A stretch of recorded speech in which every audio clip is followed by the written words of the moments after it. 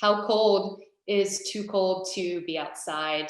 Is there ever a limit on the weather? I know that we do have one expert who commented on this in the trail blog that we just posted.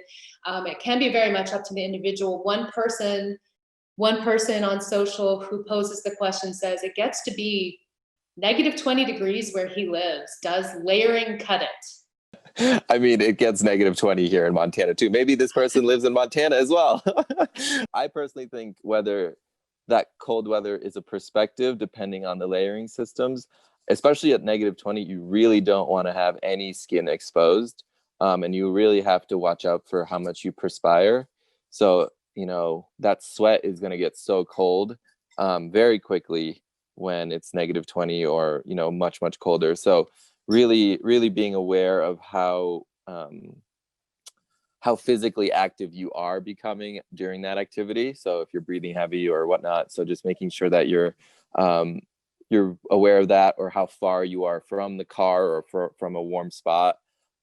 If you are to get really sweaty, just because that sweat is going to get pretty much freeze on you. So just be aware of that. A lot of layering, as we saw in that chart, I would really recommend something that's fairly skin tight as a first layer, just because that kind of keeps that body heat really close to you. And then try to layer something thicker on top of it, like a mid layer, like a fleece or something, and then a jacket on top of that.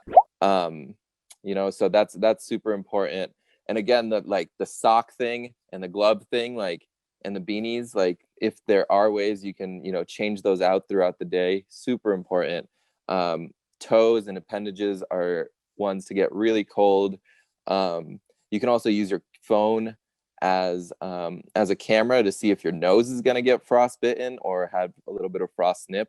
To notice that it's just going to turn into a really small little white dot if it's too cold.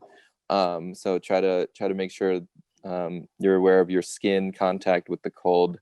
And then I did say, use your phone and whatnot. Try to avoid taking your hands out of your gloves as much as possible, just because you don't want to expose your hands to the cold if it is that cold as negative 20, which is really brutal. It feels like a burn more than anything.